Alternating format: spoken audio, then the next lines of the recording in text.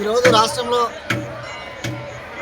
Telangana dynamic ముఖ్యమంత్రి రేవంత్ రెడ్డి గారు ప్రజాపాలన దృష్టిలో పెట్టుకుని ఈరోజు దేశంలో ప్రపంచవ్యాప్తంగా ఈ సమ్మక్క సారలమ్మయ్య జాతర సందర్భంగా లక్షలాది మంది భక్తులు ఎలాంటి ఇబ్బందులు లేకుండా మంచి సౌకర్యాలు కల్పించిన ముఖ్యమంత్రి గారికి ప్రత్యేకంగా ధన్యవాదాలు తెలియజేస్తున్నాం.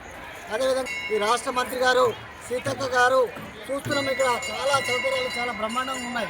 ఎందుకంటే పోలీస్ వ్యవస్థ బ్రహ్మాండంగా ఉంది, వాటర్ సమస్య ఉంది, రోడ్ల సమస్య, ఎలాంటి సమస్య లేకుండా ఈ యొక్క సమ్మక్క సారలమ్మ జాతరను పెద్ద ఎత్తున విజయంతం చేసినటువంటి తెలంగాణ ముఖ్యమంత్రి రేవంత్ రెడ్డి గారికి, మంత్రి సురేఖ గారికి, అదేవిధంగా సీతక్క గారికి ప్రత్యేకంగా ధన్యవాదాలు తెలియజేస్తున్నాం.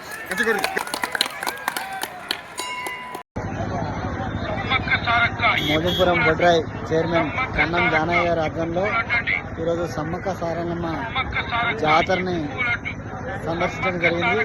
అమ్మవారి ఆశీస్సులు తీసుకోవడం జరిగింది. నమస్కారం. నా ప్రశ్న ఉంది కనబెట్టి మన పత్రికలు రావాలి. ఈరోజు రాష్ట్రంలో పెద్ద పండుగైనటువంటి సమ్మక్క సారక్క జాతరని రాష్ట్ర ముఖ్యమంత్రి గారు ఎంతో ప్రతిష్టాత్మకంగా ఈ తెలంగాణ రాష్ట్రంలో ఇక్కడ పండుగ నిర్వహించడం జరుగుతుంది.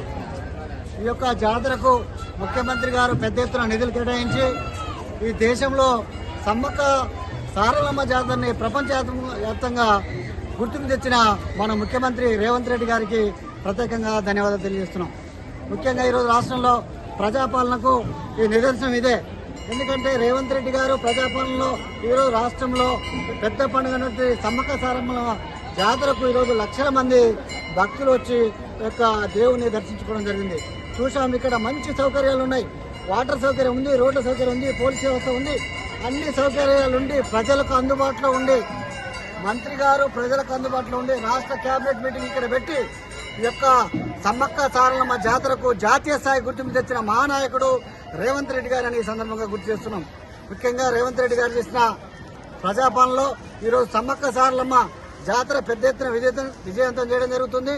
ఈ యొక్క జాతరకు కేంద్ర ప్రభుత్వం వెంటనే స్పందించి జాతీయ స్థాయిలో గుర్తింపు ఇవ్వాలని చెప్పేసి మేము ఈ సందర్భంగా కేంద్ర ప్రభుత్వాన్ని డిమాండ్ చేస్తున్నాం.